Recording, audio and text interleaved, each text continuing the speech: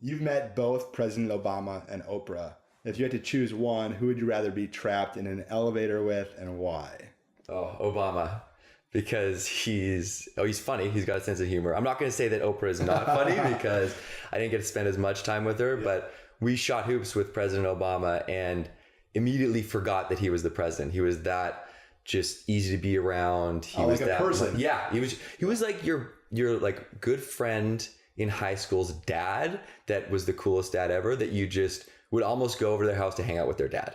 Like he was just such an easygoing, genuine, funny, cool person. Like we were trash talking each other, trying to hit shots that the other person wasn't. Yeah, it was.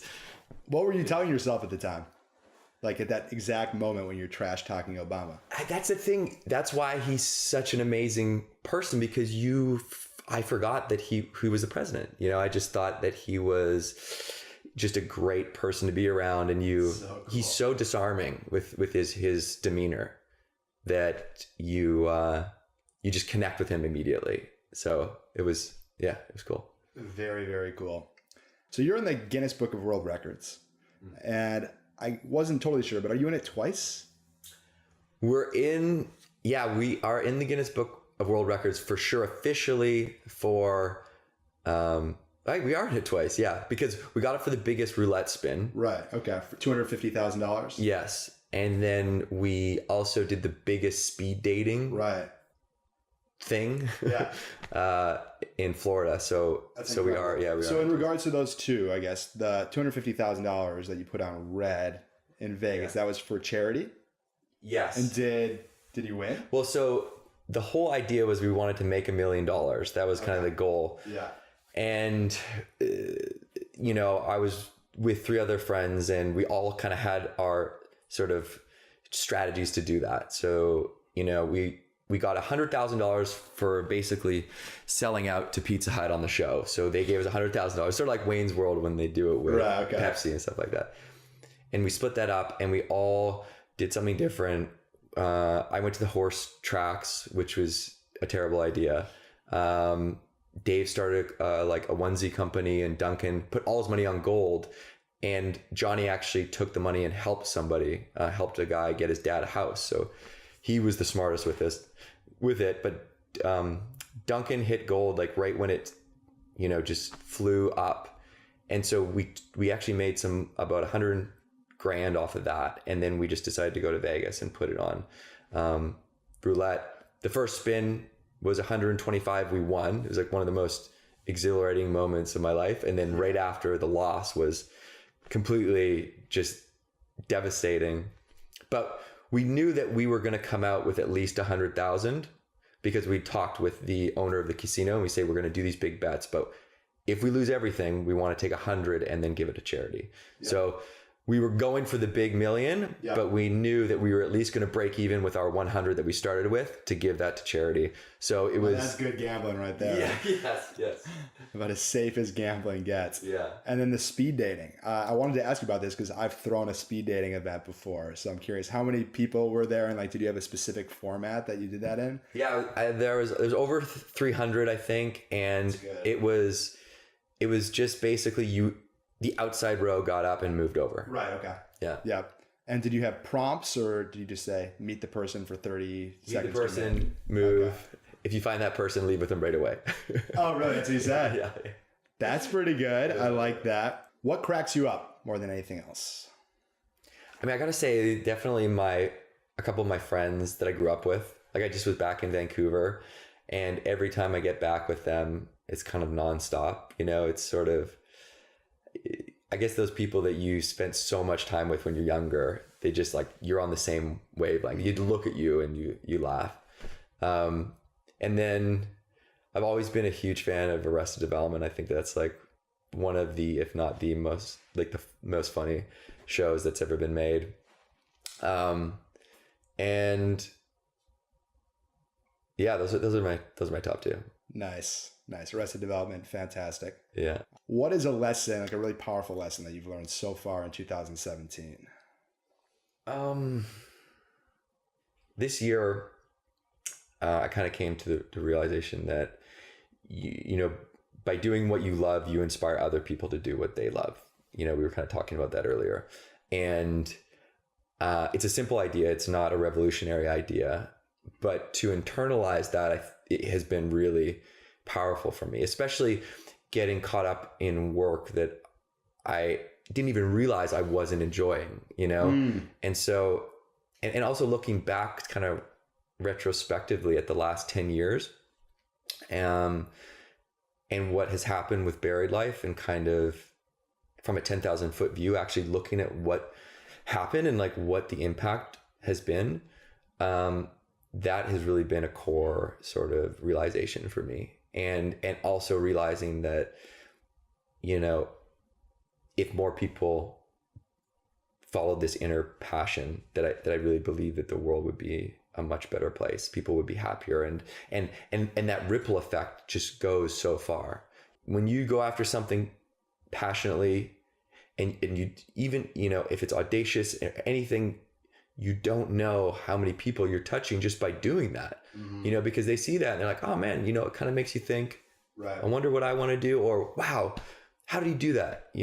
And if more people followed that kind of, that inner desire of that purpose that they have, like, as you say, like, we're all individuals. No one of us is the same.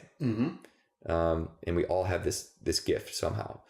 And if we all follow that, it doesn't mean like quitting your job and doing something totally different. It's just like, oh, I want to write a book.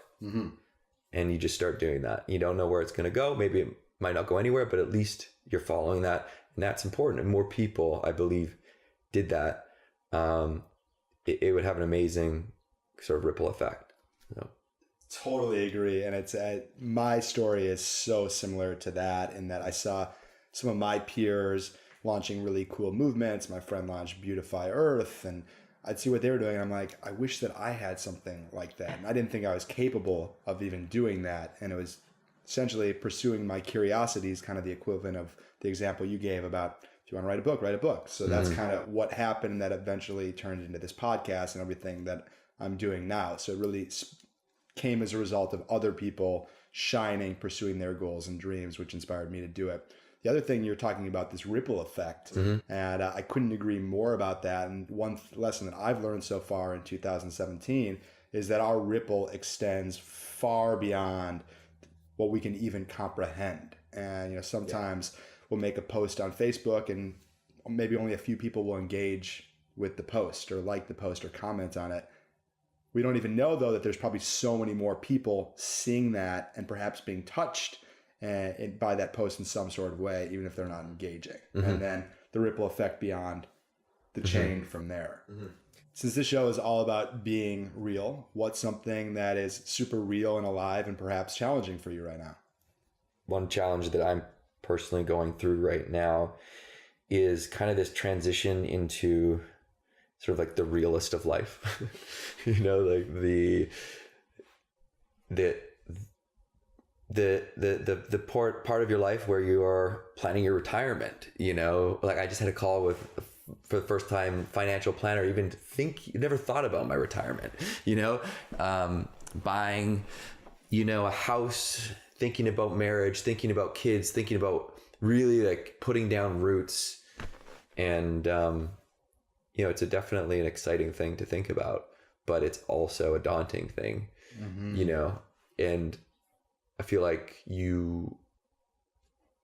sometimes you can get caught in having those things limit like your sort of vision and beliefs, because you think, okay, well, this is a real responsibility that I need to really,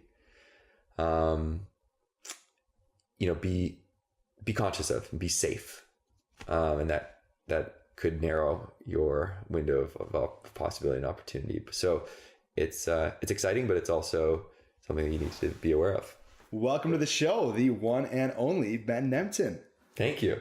It's an honor to have you here. And I'm so impressed with everything that you've been up to and the way that you live your life and lead and take advantage of the time. Like, I can imagine that you've accomplished so many things in your life that you could never have even dreamed of as a kid. And most people definitely can't say that. So for everybody tuning in, Ben is an incredible guy. He's done so much. He co-founded The Buried Life, which supported yourselves in accomplishing your bucket goals, as well as supporting other people in doing the same. And you had a show on MTV. You are now the founder of Four Peaks Media Group, creating all sorts of great entertainment content. You're a TEDx speaker, and you also wrote a New York Times #1 bestseller, asking people, what do you want to do before you die? Any major things that I missed from that? I know you're a rugby player. Yeah, no, I think that's hits the gamut. Yeah. I mean, you've done so much cool stuff. You've snuck into the Playboy Mansion. Obviously, you've been on Oprah. We've referred to that earlier. You met President Obama. You reunited a father and son who had been apart for 17 years, done unbelievable philanthropic work. And that's just really the beginning of it. So you're incredible. I love what you're doing. And I know that it's created already a tremendous ripple effect. And I love the question that you asked us. Are you being real about the way you spend your time? Also, that kind of ties to that is, I know Bronnie Ware wrote this famous memoir, The 5 Regrets of the Dying. Yeah. And the top regret that people share on their deathbed is that they didn't live authentically, and that they didn't go after their hopes and dreams, and instead maybe did what they thought other people expected of them to do. And she goes on to say that people accomplish less than 50% of their goals in a lifetime. And to me, that's simply sad. So I love what you're doing, both leading the way yourself and inspiring other people to do the same. That really, really, really resonates with me. So I want to drill deeper into that. And another thing that I love about what you do is it's just all the noise and the teamwork that and support that comes along with that. Mm-hmm. That we can accomplish so much more together than we can accomplish on our own. And that really is just at the core of everything that I'm all about. So Ben, welcome to the show. It is an honor to have you. So happy to be here. Yeah. Anything you want to add to anything that I just shared there? No, I think that's perfect. I mean, I'm glad you brought up the memoir, because I was reintroduced to that a couple of days ago, and it really got me thinking more about this, and it's really the same sort of key nugget, which is by doing what you love, you inspire other people to do what you love. Yeah. It's as the cycle, you are more fulfilled. And just thinking about, I just think that thinking about death is a really good thing. Mm-hmm. Like there's a great TEDx talk in Tampa. I forget the woman's name, but we can pull it up. And she was talking about, she's a hospice worker, much like the Australian woman that wrote the memoir. And she was sort of saying that people ask her, how do you do your job? Like, you're like being around people that are dying, like, all the time? And she said, yeah, because people that are dying are incapable of bullshit. Like, they're real. And everywhere else you go, it's BS, And so she loves that, like, authenticity and that connection that you make when the bullshit is gone. Mm-hmm. It's just like, that's a really sad thing, that people regret not being who they are. Like, you would think that would be the easiest, because you don't have to buy that. You don't have to, that's just you being you. I think it just puts things in perspective sometimes, because you forget in the day to day, like I'm going to die. This is like another day gone, and you can get anxious about that, or you can get inspired by that, and you can think, okay, well then this really counts. What do I want to do today? Because I won't have it back. And also, you just never know what's going to happen. I mean, you think you have a full life, but a lot of people don't. So it's a good reminder. And for us, that was the only thing that shook us enough to realize what was important. It's a great story. And for everyone who hasn't seen Ben's work before, I mean, you have tons and tons of amazing, inspiring content out there, as well as you've done a number of interviews where you've told the full story of how the buried life came to be. I know you started in 2006, and then you had the TV series by 2010 on MTV, and it just continues to, to grow and to blossom and take new shapes and forms. So for everyone who wants to take a deeper dive on Ben's work, we'll definitely put all the links in the show notes page. But since we got Ben here, I wanted to just take the show in a different direction and create, a unique piece of inspiring content for everybody tuning in. Cool. So figured that's where we'd go here in today's episode. So my next question for you. So you've done all these cool things, but I'm curious if you were to choose the 2 or 3 most pivotal game-changing moments in your life that really taught you who you are or helped you really grow and blossom, what would those top 2 or 3 moments be for you? So I think one of them would be kind of one of the biggest accomplishments that we made as a group was playing basketball with President Obama. And the reason why that was so big, I think, was it was an item that we put on the list that we never thought we would do. It was put on kind of as a laugh. Mm-hmm. It was the most impossible thing we could ever dream. Being from Canada, I was living with my parents. I remember Johnny called me from McGill University, and he was like, just read President Barack Obama's memoir, and it's 2008, and he said, Benny, let's put on play basketball with the president on the list. And I laughed because he was renting our friend's laundry room at the time. So his bed was between a washer and dryer. And I thought, this is the farthest away from playing basketball with the president that I could think of being. But, sure, we'll put it on the list.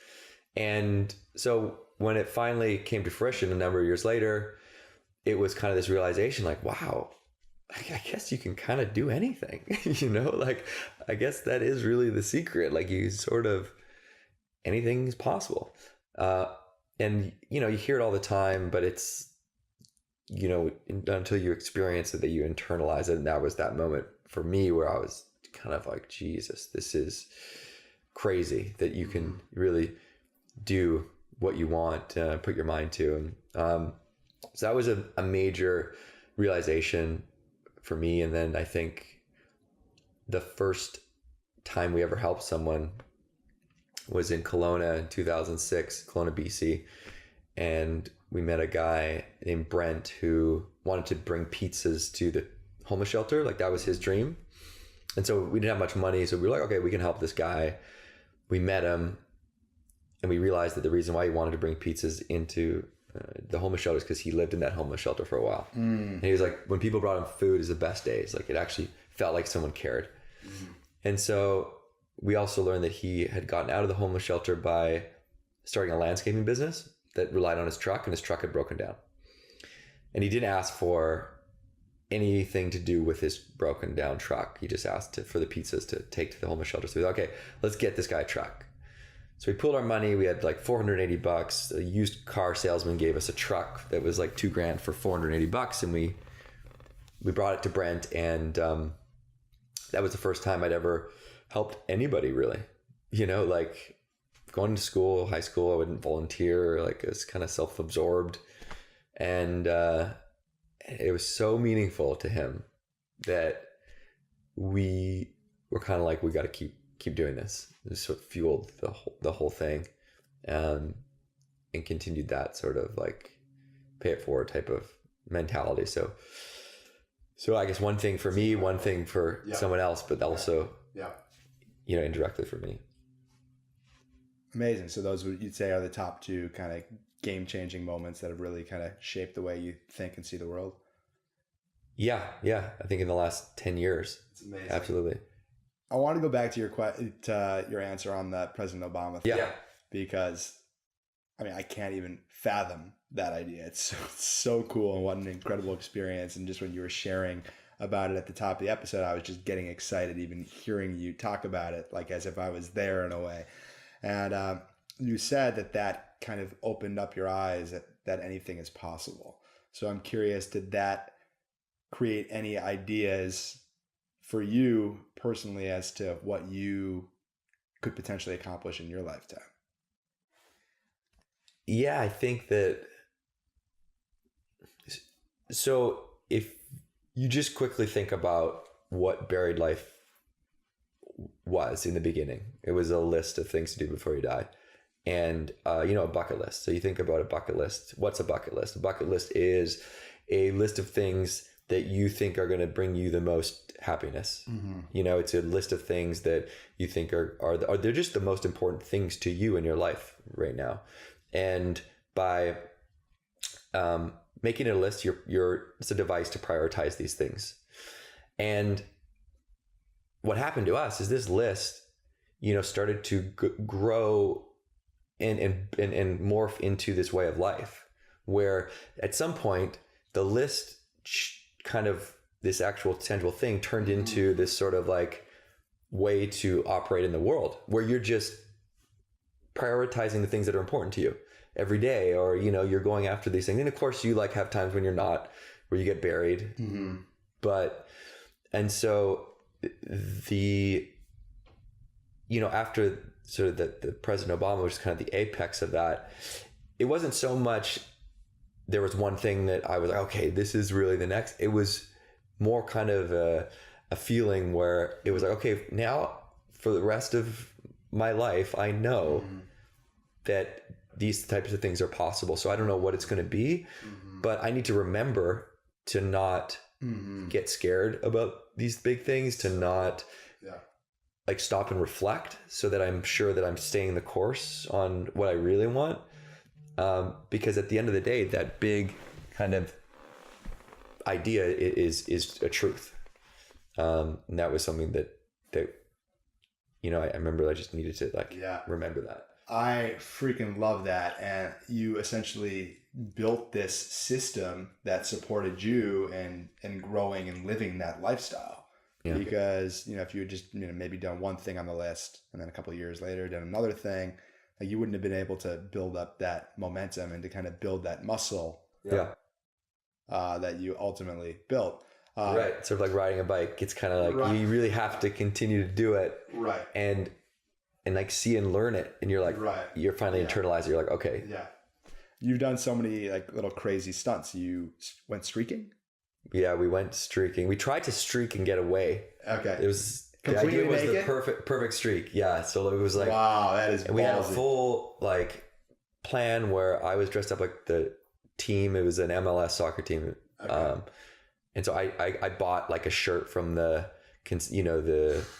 team, khaki shorts, got a walkie-talkie. By the way, if you ever want to sneak in anywhere, just walkie-talkie and a clipboard. Okay. Like you'll get in as crew, or you work for them, like music festivals, backstage at concerts, just get a walkie-talkie, wear black, and get a clipboard. You're good.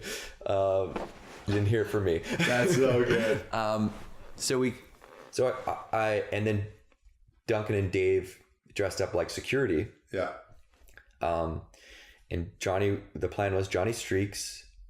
Just before that, I come down to the pit area where there's the one exit from the field and tell everyone that's there that we're about to do the promotional streaks going down in 30 seconds. Johnny jumps, and then Duncan and Dave were going to get him first as security and bring him to me. And then I was going to take him out to the van and we would go, but didn't go down like that. Too many cops. They got Johnny.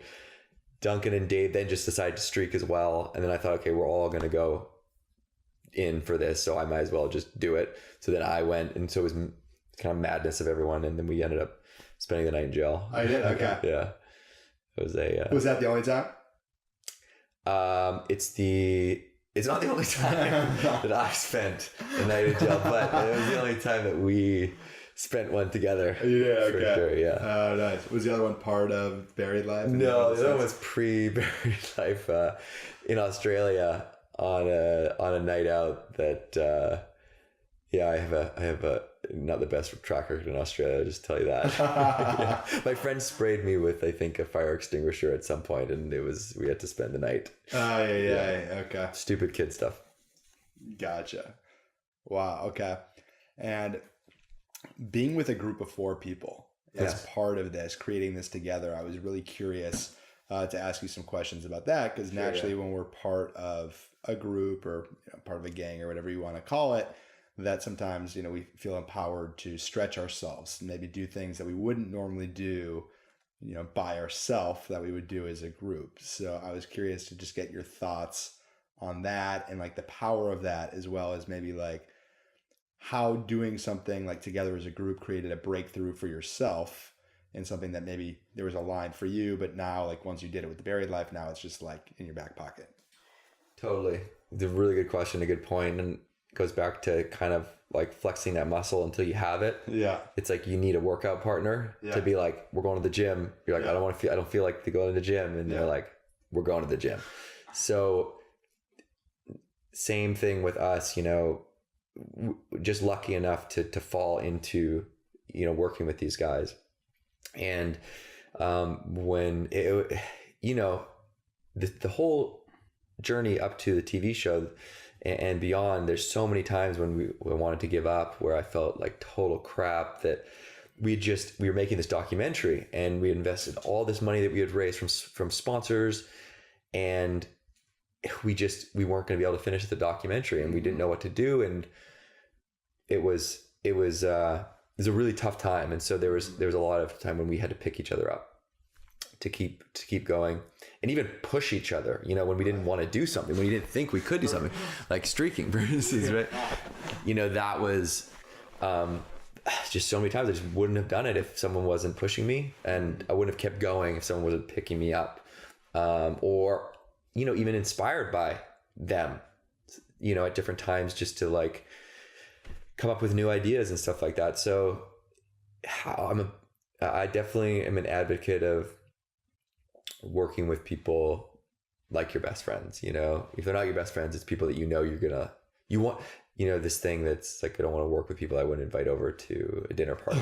Sure. So that has worked. And it gets tricky because you're, at the end of the day, you end up doing business with your really good friends that are like family. So it's tricky, but it's kind of, I wouldn't have had it any other way. Question for you. You've asked probably thousands, if not more, people, what do you want to do before you die? Mm-hmm. Are there a few most consistent answers that people give? I think the most kind of instant answer that we get a lot is travel. I think when people dig a bit deeper, there's a lot more of a lot to do with family, a lot to do with either reconnecting with someone in their family that they've lost touch with, showing someone how much they care about them, like parents, things like that, finding a lost family member if they're adopted, that type of thing. I say those are the two most. And then what would you say to people in terms of things that they can do? I know you have the 6 steps in terms of figuring out what you want to do, and then writing it down, and then declaring it to other people, and getting the ball rolling, being fearless, and so forth. Any other like tips and tricks? Definitely, like in terms of just trying to get things done, like those type of hacks and stuff. I think that just even quickly the talking with people about the things you want to do. I think that, as we talked about before, people are afraid to even go after these things because they're afraid of failure. If you get over that, you definitely want to talk about it, because you just never know who can help you, especially with the internet. You just don't know, and people will show up in the most unexpected ways to help you. But they won't if you don't talk about it. And I think the other thing is the idea of being sort of unreasonably audacious. Like Tim Ferriss says it well. It's 99% of people don't believe they can do great things, so they shoot for mediocre goals, which means mediocre goals are the most competitive place to be. So if you shoot for unrealistic goals, there's less competition, higher chance you'll get them done. Right? It's kind of an absurd idea, but it's counterintuitive for sure. Yeah, but it's I think too, by doing that, you attract really amazing people around you, because they're just inspired by what you're doing, your big idea. You want to colonize Jupiter. It's easy. People are like, okay, like what? I want to see what's going on here. So it's kind of it's a neat idea, and I think that I never would have believed it unless these big list items. Yeah. I mean, New York Times bestseller was another like outrageously audacious goal for 4 guys that barely know how to write. Yeah. You know, like we have no business being on that list. And it was just starting to chip away at it, you know, and just kind of figuring out the business and figuring out what you need to make a book that will resonate with people. And that too, just would have written it off. Well, I can't do that, you know? And so don't be afraid to dream those big things. And you don't need to know how to get to them. You don't all you need to know is just know the first step. Mm-hmm. Do you think people are in touch with what they truly want? I know there's so much noise out there. We're told what we should want by the media. A lot of time it's more money or it's fame or it's material items. So I'm curious, since you've asked so many people the question, are a lot of the things what you perceive to be kind of ego driven things or wants that would be ultimately more fulfilling? I think that people are definitely going after the wrong things, just by my own experience of having fallen into that, and it's so easy to do. And I think it really takes reflection, which is hard to do, you know, for a lot of people. It's kind of like the saying, you don't know what you don't know. I don't think people are even doing it consciously.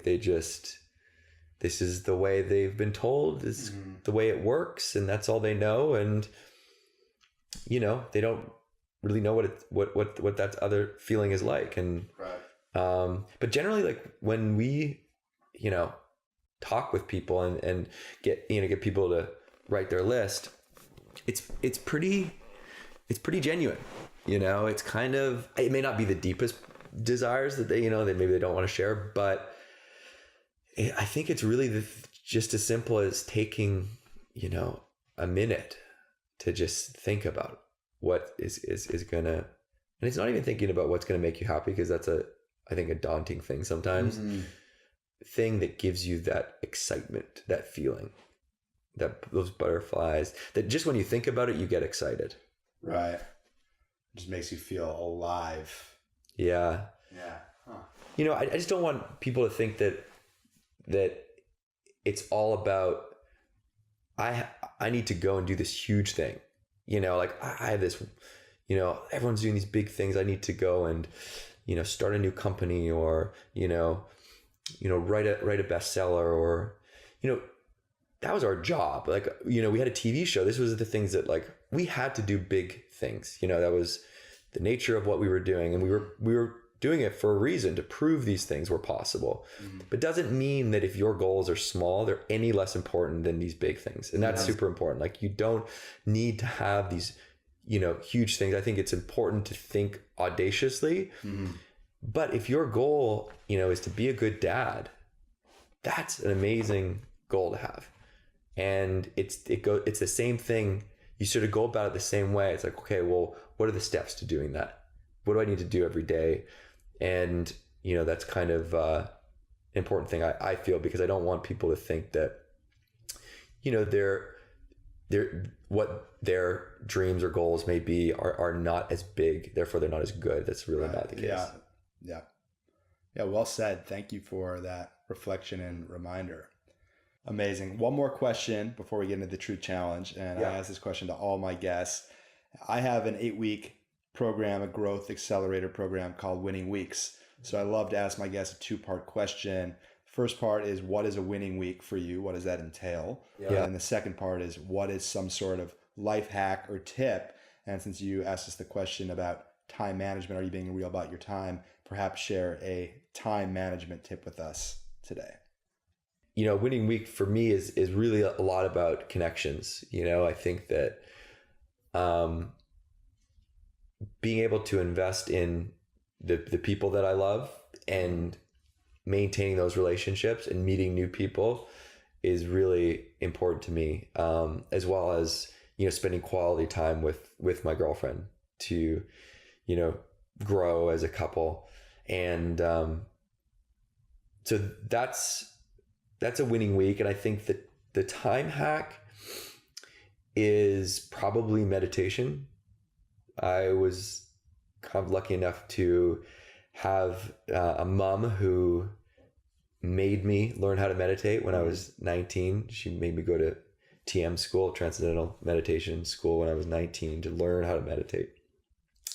I thought she was completely out of her mind, but I did it, and it's really a great practice. But even if it can't be a practice for you, it's a great tool. You know, if you feel overtired and you're not being productive, a short, meditation will re-energize you. If you feel like you're going into something that's important, a big meeting, a big talk, a big whatever, it's just such a good thing to have in your toolbox to be able to just reset and kind of feel grounded. And, if you think about everything we've talked about how important your time is, then it's important to think about your time, to reflect on it. And meditation is a good chance to really do that. All right, Ben, it is time for the truth challenge. Okay. So truth challenge, 5 questions I've come up with specifically for you during this interview here.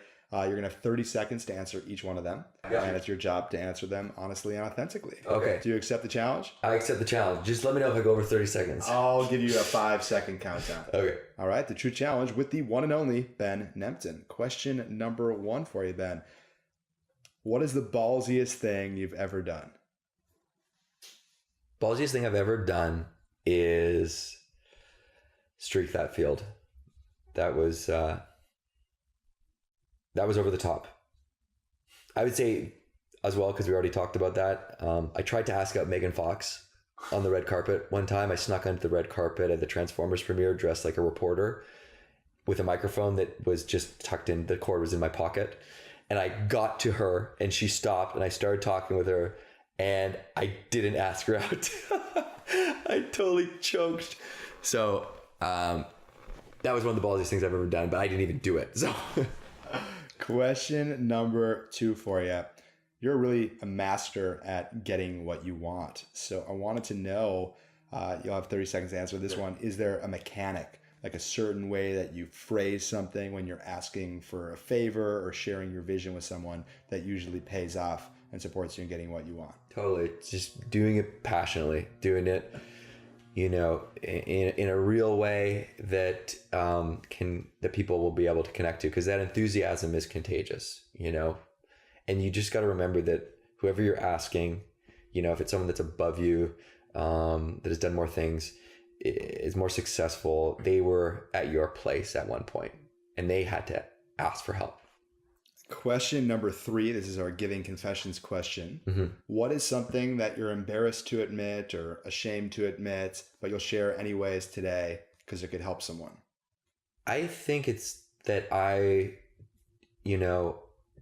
it's not always roses for me. I'm not always, having an amazing time going after these things. I get down a lot and I struggle through, times when I'm not feeling well.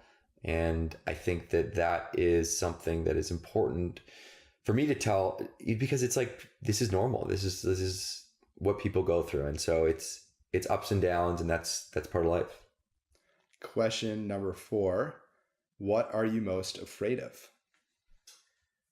I think I'm most afraid of losing people that I love, and maybe not having spent enough time with them or said what I don't think it's not saying what I need to say to them, but just having not spent enough quality time with them, I'm afraid of losing that.